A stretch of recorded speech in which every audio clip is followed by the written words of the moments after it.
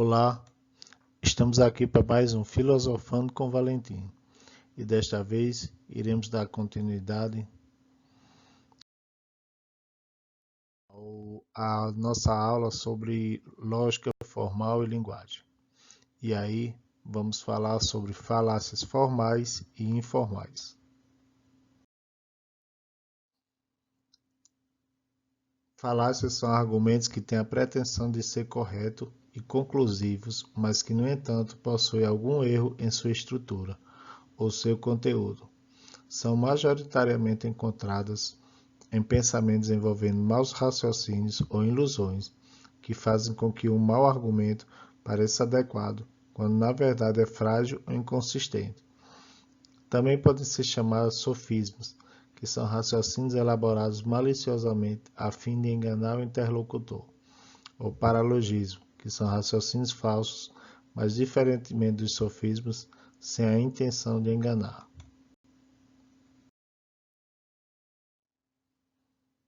São diversos os modos de uso do termo falácia. De maneira mais geral, é utilizado para fazer referência a qualquer falsa crença ou ideia equivocada, como quando alguém afirma que todos os patos são brancos. Em filosofia, as falácias fazem parte do campo de estudo da lógica e nesse campo são definidas mais estrita e tecnicamente como erro de argumentação ou de raciocínio, e são geralmente aplicados pelos lógicos àqueles argumentos que, apesar de incorretos, podem parecer convincentes, de modo que apenas um exame cuidadoso é capaz de revelar seu erro. Contudo, alguns argumentos são tão claramente falaciosos que não são capazes de enganar a ninguém. A respeito da classificação das falácias, o matemático e lógico moderno Augusto de Morgan afirma que não há coisa alguma que possa ter o nome de uma classificação dos modos como os homens chegam a um erro, e é muito duvidoso que possa haver alguma. No entanto, conhecer e classificar as falácias é muito útil para que as mesmas possam ser identificadas. As falácias são, portanto, divididas em dois grupos, falácias formais e falácias não formais. O que o matemático e lógico Augusto de Morgan afirma é que não saberemos nunca um número exato de tipos de falácias. Sabemos que tem vários tipos e cada vez aparecem mais, porque são muitas as formas de construir um texto equivocado. Muitas por imperícia de quem está escrevendo, quem está argumentando, outros ocorre de forma maliciosa, ou seja, com o intuito de enganar. E aí ele diz que não tem como chegar ao número exato de quantas são as falácias. Mas todos os estudiosos dividem elas em dois grupos, falácias formais e falácias não formais, como falamos há pouco.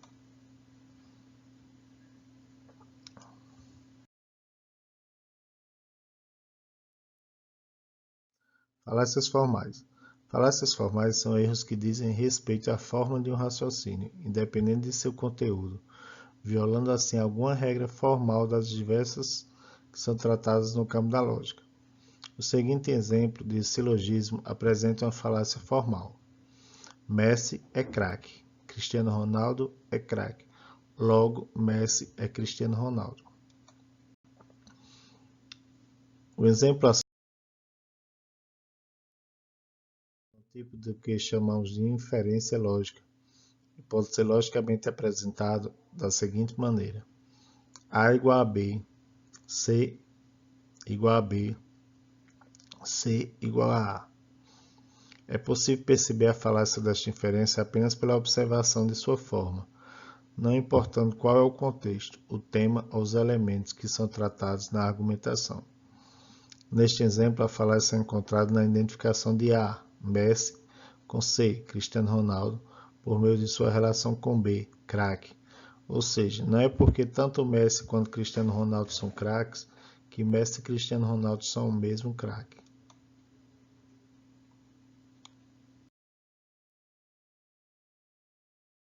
As premissas para formar um silogismo devem ser assim distribuídas. A primeira premissa, chamada de premissa maior, deve conter o termo maior e o termo médio. A segunda premissa, chamada de premissa menor, deve conter o termo médio e o termo menor. A conclusão deve conter os termos maior e menor. Abaixo segue algumas regras para um melhor entendimento da forma do silogismo. E aí, qualquer silogismo que você for acompanhar e não respeitar essas regras, não cumprir essas regras, são possíveis falácias formais. Ou seja, as formas de um silogismo não estão completadas nesse silogismo, não estão corretas. E aí será um silogismo falacioso. O silogismo deve sempre conter 3 termos: o maior, o menor e o médio.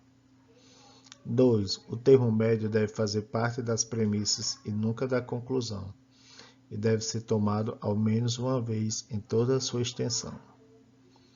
3. Nenhum termo pode ser mais extenso na conclusão do que nas premissas, porque assim conclui-se a mais que o permitido, ou seja, uma das premissas deverá sempre ser universal e necessária, positiva ou negativa.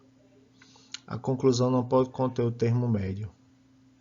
De duas premissas negativas, nada poderá ser concluído. O termo médio não terá ligado os extremos. De duas premissas afirmativas, a conclusão deve ser afirmativa, evidentemente. De duas proposições particulares, nada poderá ser concluído. A conclusão sempre acompanha a parte fraca, isto é, se houver uma premissa negativa, a conclusão será negativa. Se houver uma premissa particular, a conclusão será particular. Se houver ambas, a conclusão deverá ser negativa e particular. Vamos dar exemplos sobre essas regras. Essas regras aqui 6. De duas premissas afirmativas, a conclusão deve ser afirmativa, evidentemente. Por exemplo, todo homem é mortal.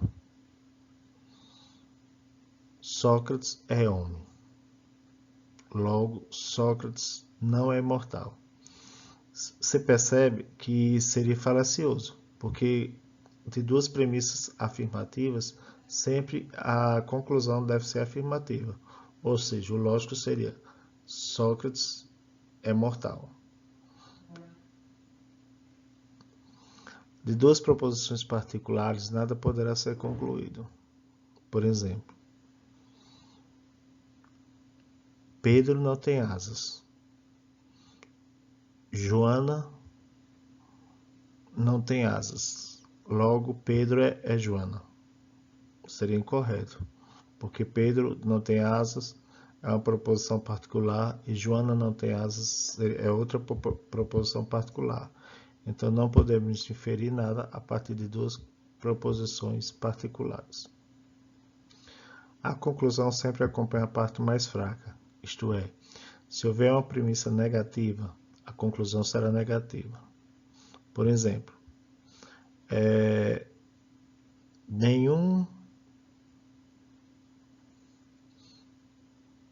mamífero voa.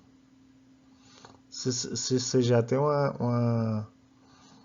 uma premissa negativa, você não pode inferir disso que, por exemplo, logo, todos os pássaros não são mamíferos. Não pode inferir isso, porque do negativo só pode inferir uma coisa negativa.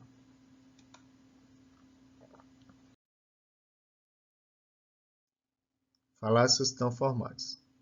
Diferentemente das falácias formais, as falácias não formais são os erros de raciocínio em que é possível incorrer por falta de atenção, de cuidado, de conhecimento, por um engano provocado, por alguma ambiguidade da linguagem ou ainda por uso de alguma argumentação maliciosa, no que diz respeito ao tema tratado.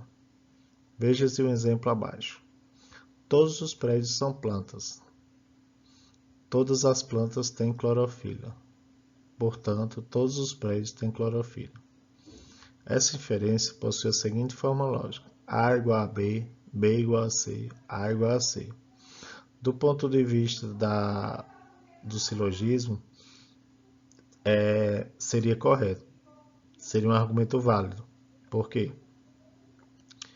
Porque está dizendo que está entendendo que os prédios são plantas, e as plantas têm clorofila. Logo, todos os prédios têm clorofila. O argumento seria válido do ponto de vista da lógica formal. Mas a gente tem que entender qual é o erro aqui nesse argumento. E aí é uma falácia não formal.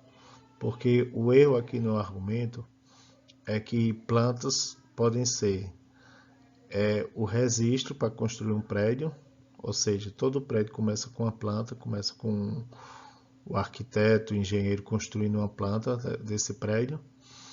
E isso aqui seria um conceito diferente de planta no sentido de uma árvore que tem clorofila.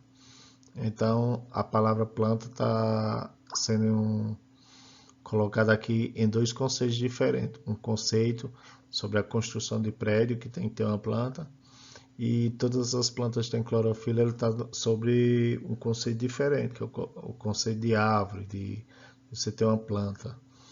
Portanto, mesmo que o argumento seja válido aqui a gente tem uma falácia não formal, uma falácia que não está na forma. As falácias não formais possuem uma quantidade considerável de classificação, que se acumularam no decorrer da história da lógica, de maneira a dificultar seu agrupamento em um único campo. Aristóteles as havia dividido em dois grupos, chamados pelos escolásticos de indictione, quer dizer, os de acordo com o modo de se expressar, e extra-dictione, ou seja, aqueles que são independentes do modo de expressão. Estas somavam 13 diferentes classificações de falácias. Posteriormente, diversas variações da classificação de Aristóteles foram identificadas como falácias não formais, além de novas classificações, de modo que os manuais de lógica ainda não estabelecem nenhum sistema definitivo de classificação dos tipos de falácias não formais. Como a gente falou no início, quando falou do matemático Morgan, ele dizia que era impossível a gente chegar a um número definitivo dos tipos de falácias. E aí, pessoal, para exemplificar as falácias não formais, a gente vai dar exemplos. As falácias decorrem do fato de algumas premissas serem relevantes para a aceitação da conclusão, mas são usadas como função psicológica de convencer, mobilizando as emoções como medo, entusiasmo, hostilidade ou reverência. As falácias não formais podem ocorrer tanto de falta de atenção ao assunto quanto a partir da inconsistência e veracidade do mesmo. Em suma, o que confere tal raciocínio falacioso é a limitação da linguagem, a ambiguidade da linguagem, a aparência errada de certos significados e a própria linguagem natural, que é imperfeita e cheia de possibilidades que nem sempre são corretas e verídicas. Exemplos de falácias informais. Falácia ad baculum, o recurso à força. São aquelas onde a falta de argumentos racionais faz com que haja um apelo à ameaça ou até mesmo da força para a aceitação da conclusão. Exemplo: ao longo dos tempos tem-se dado ampla evidência da verdade da Bíblia. Todos os que rejeitam a aceitar esta verdade irão queimar no inferno. Esse argumento é falacioso porque impinge a força, ou seja, se você falar que a Bíblia não é verdadeira, você pode ir para o inferno. Então, de certa forma, todos que temem ir para o inferno irão acreditar na verdade da Bíblia. Falácia ad hominem, ou contra a pessoa. Ocorre quando alguém tenta refutar o argumento de uma outra pessoa, atacando não o argumento, mas sim a pessoa. Ocorre, portanto, um ataque pessoal. Enfim, reprova-se ou desacredita-se algumas características da pessoa. utilizando-as como meio de refutação das suas opções.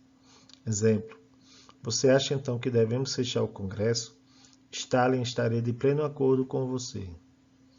Ou seja, eu já coloco a pessoa como alguém totalitário, como exemplo de Stalin, que foi um totalitário.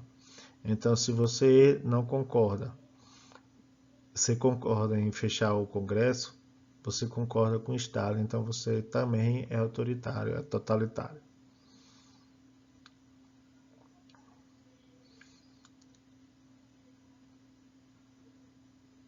Deve-se identificar que o ataque, seja ofensivo ou circunstancial, está se baseando não no argumento de fechar ou não o Congresso, mas essencialmente usando de caracteres referentes ao interlocutor, e assim não há sustentação deste ataque. Falácia ad ignorância, ou da ignorância, ocorre quando se argumenta que uma proposição é verdadeira, porque não foi provada que é falsa, ou falsa porque não foi provada que é verdadeira. Por exemplo, o Saci não existe. E aí, você pode provar que ele existe? Se você não pode provar que ele existe, então você tem que acreditar que ele não existe. A mesma coisa dizer o Saci não existe, então o Saci existe, então se você não pode provar que ele não existe, você tem que acreditar que ele existe. Falácia ad verecundia, ou falácia da autoridade. É o recurso à autoridade, isto é, ao sentimento de respeito que as pessoas alimentam pelos indivíduos famosos para granjear a anuência a uma determinada conclusão. Exemplo: um estudo da Universidade de Oxford afirmou que pessoas de esquerda são mais estudiosas. Sim, mas como você vai argumentar contra isso se você é apenas uma pessoa normal e quem provou isso é uma universidade famosa da Inglaterra? Então, é como se você estivesse usando o recurso da autoridade da universidade para provar aquilo que talvez tenha saído da sua própria boca. Por exemplo, você acha que tal jogador merece ser o melhor jogador do mundo, aí você diz: Tostão afirmou no programa dele que Lincoln deve ser o melhor jogador do mundo, por exemplo. Aí você vai dizer: você vai discordar de Tostão, que foi um dos maiores jogadores do Brasil? Então isso seria uma falácia ad verecundia, ou falácia da autoridade. Falácia da falsa causa. É quando se torna como certo algo que não é sua causa real, ou deduzir alguma coisa que é causa de outra, apenas baseando-se na observação anterior.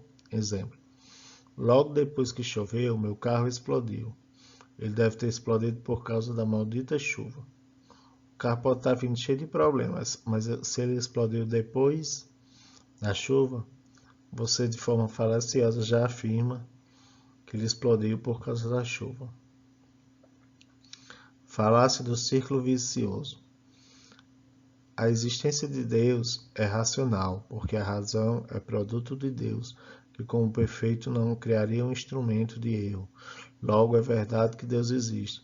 Você fica num círculo vicioso e encontra as premissas junto com a conclusão, como se fosse um círculo, sempre repetindo para não chegar a um denominador comum. Aqui no caso a pessoa diz que Deus é racional, porque a razão é produto de Deus, então Deus existe. Mas por que você diz que Deus existe? Porque é racional dizer que Deus existe. E aí nunca chegamos a um denominador comum. Falácia da derrapagem. É um argumento que na relação entre as premissas ocorre certa diferença, porém na conclusão leva a sérios problemas, ou seja, a fortes derrapagens. Exemplo: se aprovarmos lei contra as armas automáticas, não demorará muito até aprovarmos lei contra as armas e então começaremos a restringir todos os nossos direitos. Acabaremos por viver num estado totalitário. Portanto, não devemos banir as armas automáticas. E aí, se você não quer viver num estado totalitário, você se sente impingido, se sente obrigado a aceitar as armas automáticas, por causa dessa falácia da derrapagem. Esse estudo é uma complementação do estudo sobre lógica formal e linguagem, que a gente fez sobre o capítulo 4. Obrigado e até breve.